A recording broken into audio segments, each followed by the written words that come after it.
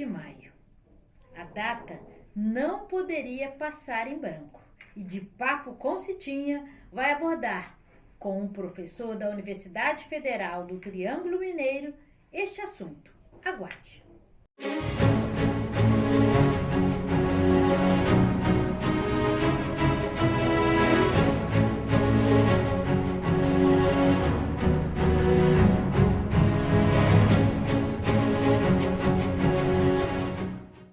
13 de maio, em 1888, a princesa Isabel, através do decreto 3.353, instituiu a Lei Áurea, a abolição da escravatura, quando, na oportunidade, cerca de 700 mil escravos foram libertos.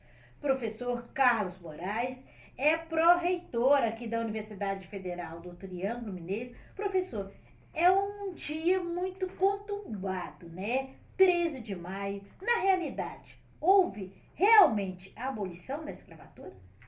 Olá, Cidinha. Olá a todos. É uma controvérsia que se estabelece na história do Brasil. É curioso, o Brasil é um país em que a lei às vezes pega, às vezes não pega. Em relação ao 13 de maio, há essa polêmica. Na verdade, há vários aspectos a serem abordados aí. A produção da lei naquele contexto, a sua repercussão no momento imediato e a evolução da situação dos afrodescendentes no Brasil depois do 13 de maio. Há muita coisa que eu espero que a gente tenha tempo aqui para dissecar, para abordar. E eu queria começar falando sobre a data em si. No Brasil, em larga margem ao longo do nosso período histórico, ainda hoje predomina, uma visão da história que já é contestada pelos historiadores, por aqueles que são profissionais mesmo. Né? No Brasil ainda predomina em larga escala, em muitos momentos se afirma, uma visão que a gente chama de regiocêntrica da história. É aquela visão que coloca a marcha da história nos atos dos grandes homens ou das grandes mulheres. Né? É aquela visão de que uma única pessoa forja a história de um povo, a história de um país. Princesa Isabel, então, nesse caso, fugiu da história de um país, da história de um povo? Ao contrário. Por muito tempo, e ainda hoje, muita gente vê a abolição da escravatura no Brasil como um ato de benemerência da princesa Isabel. Como algo que foi feito por ela e só por ela, num belo dia 13 de maio, em que ela pegou uma pena de ouro e assinou a Lei Áurea. E isso não é verdade histórica, isso é uma interpretação regiocêntrica, no sentido, aí não é um grande homem, mas seria uma grande mulher que, num ato da sua alma pura e absolutamente ligado apenas à sua pessoa, resolveu libertar os pobres escravizados, né? Pobres nos dois sentidos. Né? Essa interpretação predominou nos livros de história, nas aulas de história. Eu lembro, né? Fui criança há não tanto tempo assim, estava na escola no começo dos anos 70, na escola básica, né, no fundamental, primário, como a gente chamava naquele tempo. Né? E era assim que se contava a história, né? Como um ato de benemerência da princesa Isabel. E hoje? Mais importante do que hoje, nesse momento da nossa conversa, Cidinha, é lembrar como isso aconteceu naquele momento. Esse ato da princesa Isabel foi um dos pontos altos, talvez o ponto culminante de todo um processo histórico que não dependeu apenas dela, muito longe disso. A abolição foi um movimento popular, nacional no Brasil. A sociedade brasileira participou desse movimento. Quilombos, revoltas, fugas. Muito antes do 13 de maio de 1888, o movimento abolicionista já existia. Eu digo mais, eu digo que o movimento abolicionista começou no dia em que o primeiro africano escravizado pisou no Brasil.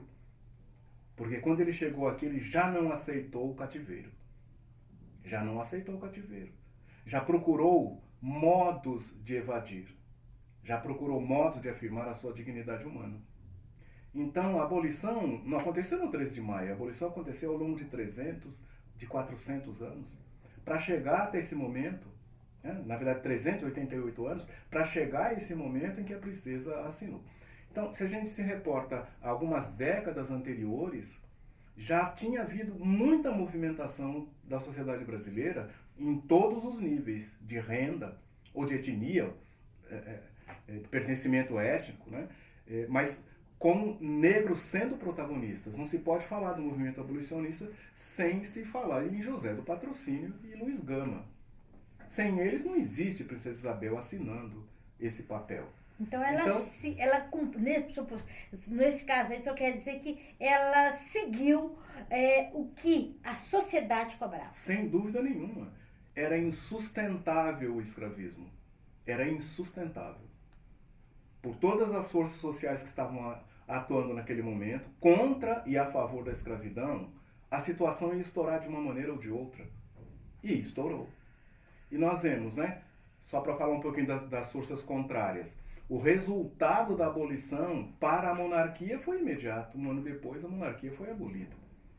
Então, essa ideia de que o Brasil é um país pacífico, em que a história vai passando assim levemente, e em alguns momentos grandes pessoas tomam atitudes e mudam a história do Brasil, como Princesa Isabel, como Getúlio Vargas, essa é a história que se conta para manter as pessoas numa situação de ignorância. Resumidamente, para a gente pensar nesse momento histórico em que a princesa assina, há um movimento que atravessa todo o século XIX, há leis anteriores, nem sempre pegam, né? Em 1831 é assinada a Lei Eusébio de Queiroz para abolir o tráfico atlântico, era proibido fazer o tráfico de escravizados. Essa lei não entrou em vigor, não é? Lei do vento livre. Não é? O tráfico continuou acontecendo clandestinamente, continuaram chegando aqui levas de pessoas escravizadas, mas de qualquer maneira, pegando ou não pegando, essas leis refletiram o fato de que havia um movimento pró-abolição. Então é nesse contexto que está o 13 de maio. Nesse sentido, eu interpreto da seguinte maneira: o 13 de maio é uma data honrosa, é uma data que deve ser lembrada, é uma data que deve ser comemorada. Mas a história é dinâmica. Porque hoje em dia o 13 de maio é polêmico, principalmente entre os movimentos negros organizados, né? Os coletivos negros, as associações. Por que muitas combatem o 13 de maio? E nesse contexto também, junto com outros motivos, surgiu já há bastante tempo o 20 de novembro, né? Que virou uma espécie de anti-13 de maio. Por que isso aconteceu? É um pouco, ou talvez até muito, né? Por algo que eu já comentei aqui. Essa visão regiocêntrica da história brasileira, assumida pelo governo, pelas várias formas de governo, assumidas pela escola oficial, pelos livros didáticos, que começaram ainda a usar a princesa Isabel no pós-abolição, que começaram a colocar o foco sobre ela, que começaram a criar uma visão da monarquia brasileira como benevolente. Não só a princesa, que recebeu o título de redentora, como se tivesse redimido essa massa de 700 mil afrodescendentes aqui em situação de escravidão. Uma visão muito edulcorada, muito fantasiosa do imperador Dom Pedro II como um homem sábio, um homem moderno, um homem para frente, progressista. Esse homem era monarca de um país em que a maioria da população estava reduzida à situação de escravidão. Que, evidentemente, os negros eram a maioria da população brasileira naquele momento. E em grandes cidades, mais ainda. Quando se cria essa visão de uma monarquia benevolente, que faz sozinha a abolição como um ato vindo do coração, e quando se passam 30, 40, 50, 60, 70 anos, e eu estou me referindo agora ao século XX, quando a escola brasileira passa tanto tempo contando essa mentira, é natural que surja um movimento que reaja contra isso.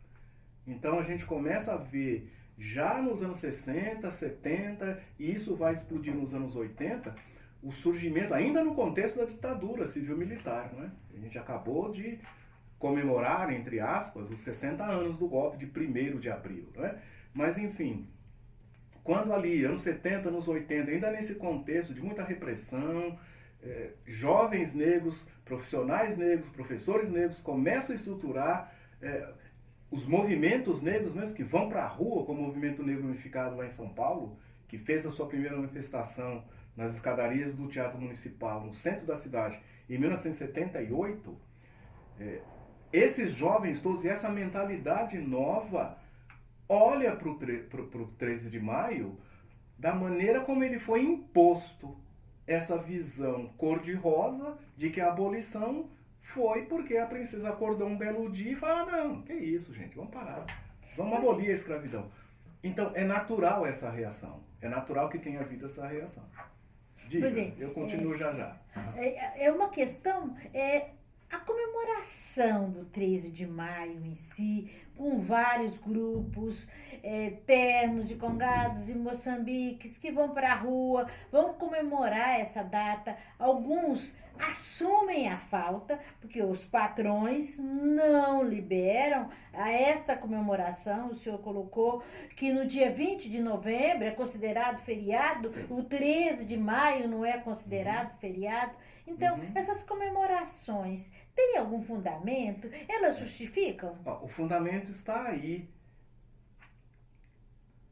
As comemorações feitas por esses grupos tradicionais refletem a noção de que o 13 de maio foi uma conquista coletiva, foi uma luta dos escravizados, dos libertos, para que acontecesse a abolição. Essa memória ainda existe e resiste nesses grupos. E, na minha opinião, eles estão corretos. Eles não estão comemorando a princesa Isabel.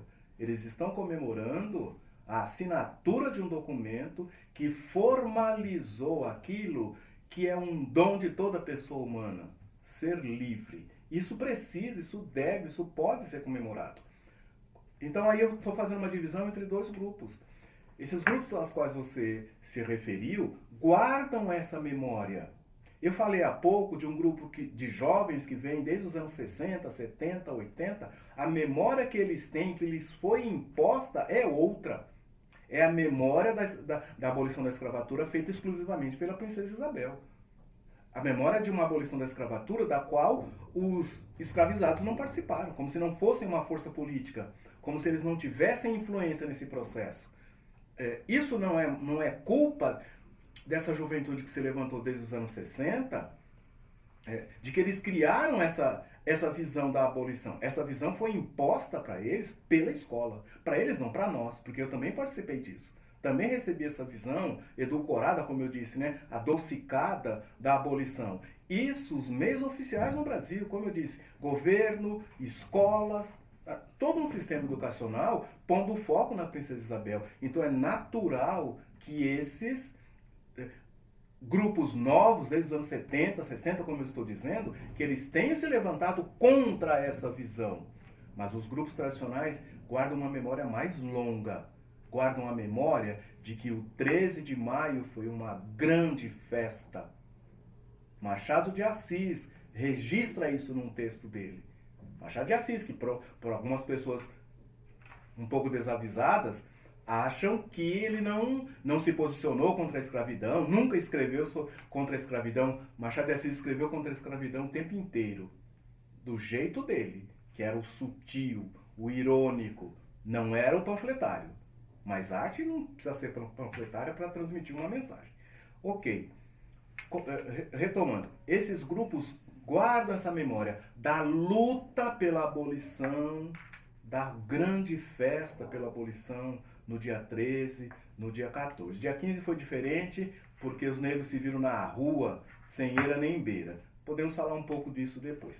Mas são essas duas visões. Então, estou tentando deixar evidente, né, que a história dinâmica, a visão de um mesmo fato pode ser alterada ao longo do tempo. Então, foi alterada.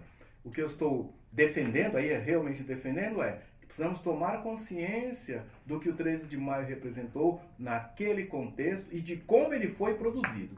Porque quando você estuda a produção deste documento, você tem que olhar para trás, e ver quanta gente participou, e não é um documento que só por ter a assinatura da Princesa Isabel que foi produzido por ele. Muita gente lutou, muita gente morreu, muita gente foi presa para que esse documento fosse assinado, escrito e assinado. É isso que os ternos comemoram, esse processo, essa memória. E eu, na minha posição, eu digo, eles estão muito certos. Como estão certos aqueles que fazem a crítica, a visão que a escola ensinou depois.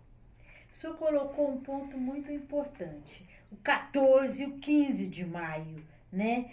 Porque os negros, mais de 700 mil, ganharam a liberdade, uma liberdade que questionava, tá, até hoje, Sim.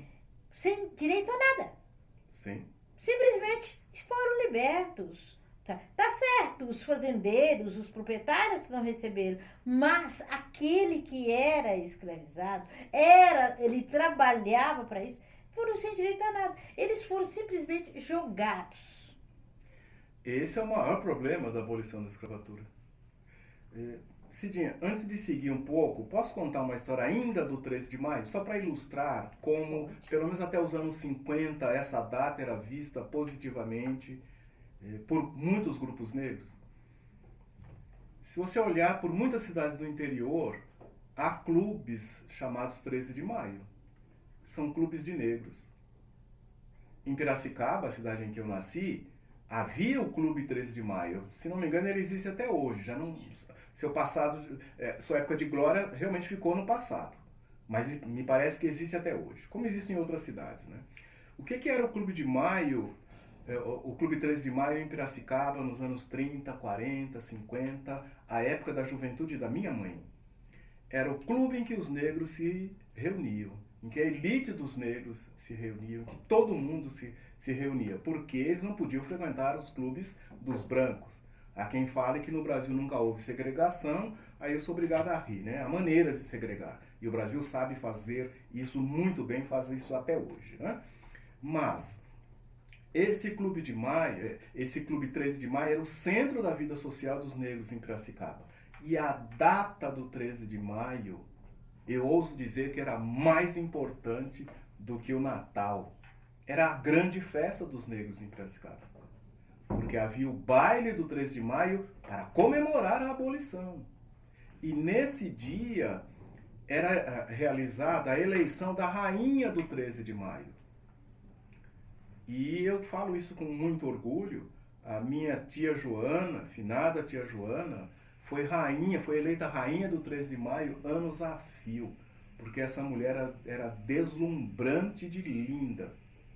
Minha tia Joana era um espetáculo de pessoa, uma mulher lindíssima, uma mulher mais alta do que eu, linda demais, e que é uma das primeiras razões pelas quais eu realmente sou uma pessoa imune ao racismo. O discurso racista não me pega, me incomoda, mas não me derruba nunca. Porque quando eu era criança eu via essa minha tia, essa mulher linda, trabalhadora, energética. Minha mãe era tudo isso também, mas a minha tia era linda demais, né? Muito grande. Quando eu vi essa mulher, as coisas que eu comecei a escutar contra os negros na escola, quando eu fui para a escola, não me atingiam, porque eu sabia que eram mentira. Eu via minha mãe trabalhando, criando filhos, minhas tias. Essa mulher, minha tia Joana, era eleita a rainha do 13 de maio. 3, 4 anos seguidamente. Isso é uma das glórias da minha família. Eu nunca vou renegar o 13 de maio. Por vários motivos que eu já expus aqui, mas por esse motivo pessoal. Meus ancestrais, minha família de sangue comemorava o 13 de maio. Entendia que o 13 de maio era importante. Porque os ancestrais tinham participado dessa luta. E isso não podia ser tirado deles. Então não serei eu a tirar. Com a mesma veemência, se você pedir, eu vou defender o 20 de novembro. Porque ele tem motivo para acontecer. Para ser comemorado. Como agora a gente comemora. Para ser feriado. Mas o 13 de maio, no meu entender, ele está cheio de uma história que é a história dos pretos. Não é a história da Princesa Isabel. Então por isso que para mim ele continua valendo. 13 de maio, a história dos pretos. História. O senhor colocou uma história da infância, da juventude do senhor. A minha foi regada nesse sentido, das comemorações do 13 de maio. Está acabando? Ou os velhos, vamos dizer, os antigos, que comemoravam a história, a importância do 13 de maio para eles, estão extinguindo, estão... Eu acho que é um pouco disso tudo, não é? É um movimento histórico em que essa memória que eu estou tentando recuperar aqui foi sendo perdida, foi se desgastando essa visão mais tradicional, eu digo dos negros, né? A respeito do 13 de maio. E com o tempo, como eu havia dito, né? Com toda essa pressão do mundo oficial brasileiro, muito bem representado pela escola, para criar uma visão do 13 de maio como um ato exclusivo da Princesa Isabel, e isso criou essa consequência de, à medida em que mais jovens negros foram estudando essa situação, foram entrando nas universidades também, foram criando uma consciência dessa pressão ideológica que colocava no centro uma mulher branca, no centro de um processo que envolvia toda a história dos negros brasileiros, colocava uma mulher branca. Isso é inaceitável. Então é natural que tenha acontecido o surgimento dessa outra interpretação, que ela é baseada em fatos históricos, não é? Mas é uma reação à interpretação, como eu disse, regiocêntrica da história. Então, você põe no centro a Princesa Isabel, não vou aceitar. Esse novo movimento, principalmente a partir do final dos anos 70, né, quando surge em São Paulo o movimento negro unificado, mas outras vertentes vão surgindo ao longo do mapa brasileiro, em outras cidades, em outros estados, vão surgindo coletivos de jovens negros que se dedicam a estudar a nossa história e que encontram na figura de Zumbi um símbolo muito mais positivo do que a Princesa Isabel, né? Muito mais adequado, por ser um homem negro que lutou pela libertação, pela resistência, que pagou pela própria vida, pela ideia de uma nação negra, independente, em que as pessoas pudessem ter a sua expressão pessoal de vida. Ora, é natural que Zumbi tenha sido tomado como um símbolo de resistência ao racismo. Com o tempo, esses movimentos foram assumindo uma maior importância. Foram chegando a todo tipo de cidade, foram fazendo manifestações, foram acumulando um poder político, digamos assim, se não partidário. Os partidos brasileiros são muito brancos, até hoje, e muito masculinos também, até hoje. Apesar de todas as leis, são leis que não pegam, né?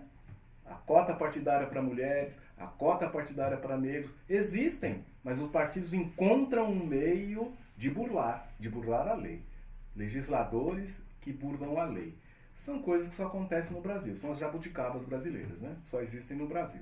Mas, enfim, se não com poder partidário, mas com poder político, das manifestações, das produções científicas, acadêmicas, artísticas, se criou um movimento que impôs na consciência brasileira a necessidade de homenagear Zumbi, de refletir sobre a sua trajetória, de refletir sobre o que ele simboliza. A luta dos pretos e pretas pela liberdade. Luta pela qual estamos sim até hoje dispostos a pagar com a nossa vida. Porque essa luta ainda não terminou. Então daqui a pouco eu preciso responder o que você perguntou. E o 14, o 15, o 16 de maio, né? Essa luta por uma abolição verdadeira, autêntica, abrangente em 100%, naquele sentido de sermos todos iguais perante a lei e perante a polícia também, sermos todos iguais, não é? Essa luta ainda não cessou. Mas de qualquer maneira, nós temos aí 30, 40 anos de um movimento que impôs à cultura brasileira um novo símbolo, que é Zumbi. Então, aí a gente entende o 20 de novembro, porque que ele, de certa maneira, foi ofuscando o 13 de maio. Então, quando você fala assim, essas sociedades mais tradicionais, de congada, de terno, se essa interpretação deles, comemorativa do 13 de maio, se ela vai caindo em desuso também, porque são pessoas de mais idade, isso parece ser inevitável. Não é? E o 20 de novembro vai se alçando, e a gente espera que se mantenha. O fato de ser feriado, em muitos lugares, em muitas cidades, é um caminho para isso. Se você me permite dizer, devia ser feriado nacional o 18 de março, o dia em que assassinaram Marielle. Esse dia será feriado nacional quando o Brasil for um país que tenha vergonha na cara. Porque foi assassinada uma servidora pública, um vereador nada mais é do que um servidor público, que estava lutando pelos direitos das pessoas que votaram nela, uma mulher que defendia as pautas da liberdade dos negros e negras, da comunidade LGBTQI a mais, ou seja, de todos. Esse é o símbolo que Marielle está se convertendo, de alguém que morreu por lutar pelos direitos dos pobres e dos perseguidos aqui. Para mim, deveria ser um feriado, o 18 de março. Para a gente lembrar, não só que Marielle morreu, mas por que Marielle morreu. Marielle morreu porque a sua trajetória política desafiava os poderosos. Então, acho que nós deveríamos comemorar essa mulher sempre. Professor, eu gostaria que o senhor comentasse para a gente, né, essa questão do 14, do 15, do 16 de maio. Temos uma liberdade que até os dias de hoje sabemos que temos que lutar por essa liberdade. É uma abolição limitada, não é? Uma abolição limitada. Aí a gente vê a força dos grupos contrários à abolição. Os grupos econômicos, os grupos políticos, a limitação do próprio interesse do poder da monarquia. Porque, ao longo desse processo de luta pela abolição, muitas teses foram levantadas a respeito do que deveria ser feito em termos econômicos para os libertos. Então, nem Luiz Gama, nem José do Patrocínio visualizavam uma abolição da escravatura que seria apenas formal, naquele sentido. A partir de agora, ninguém mais é escravo de ninguém e isso basta. Criar um documento que apenas dissesse isso. Não, todo o movimento abolicionista tinha a perspectiva de que medidas fossem tomadas no sentido da educação dos libertos e dos seus filhos. No sentido de que eles pudessem ter uma inserção econômica no Brasil com liberdade. Eu digo isso porque a inserção econômica eles já tinham, evidentemente, né? Eram os escravizados que faziam o trabalho no Brasil, em todos os sentidos, não apenas trabalhando no campo. Mas o comércio, por exemplo, na cidade do Rio de Janeiro, estava praticamente na mão de mulheres negras. Quem eram as vendedoras? Quem movimentava o comércio? Podiam nem ser proprietárias, mas eram elas que movimentavam o comércio. Então, capacidade, iniciativa para o mundo do trabalho, os negros já tinham. Isso é uma coisa evidente, né? Ninguém mantinha na sua fazenda um escravizado que não trabalhasse, que não produzisse, que não soubesse trabalhar. Eu sempre comento isso quando esse assunto surge. No Brasil há esse mito nojento do negro que não sabe fazer nada, do negro que não sabe trabalhar, do negro incompetente. O Brasil foi construído com o trabalho dos negros. Há uma dicotomia no pensamento do brasileiro, né? Porque ele sabe que os ciclos da cana-de-açúcar, do algodão, que as fortunas criadas aqui no nosso estado de Minas Gerais, e o estado tem esse nome por causa da mineração. Quem fazia a mineração? Os negros. Não eram pessoas negras que faziam? Você sabe fazer mineração? Eu sei fazer mineração? Não, isso é um trabalho especializado. Isso é um trabalho especializado. Então, resumidamente, eu posso dizer o seguinte: esses 700 mil aos quais você se referiu como libertados naquele momento pela princesa Isabel, eles estavam prontos e aptos a penetrar no mundo do trabalho com salário. O Brasil oficial é que não quis. o discurso às vezes velado, às vezes aberto no Brasil daquele tempo, entre as classes dominantes, era de que para o trabalho pago deveriam ser importados imigrantes brancos. E foi isso que aconteceu.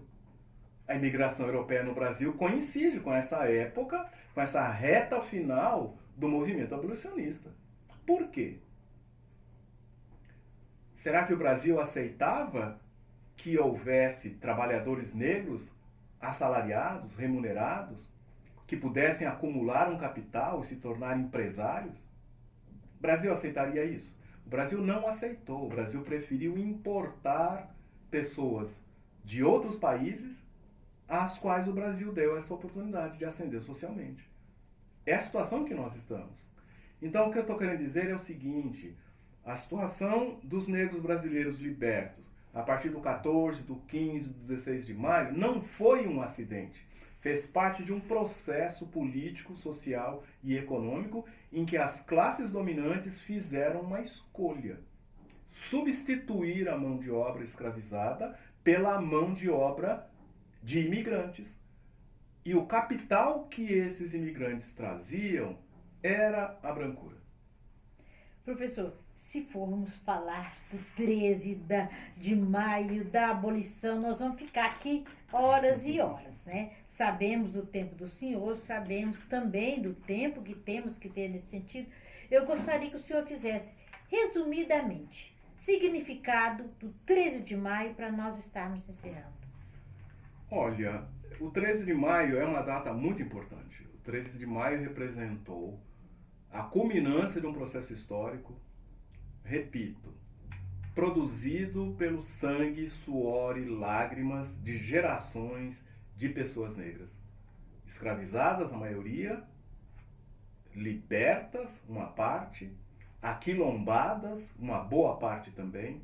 Então é um processo honroso que, na minha opinião, deve ser lembrado por essa data, desde que a gente coloque o foco nessas pessoas e não apenas na Princesa Isabel.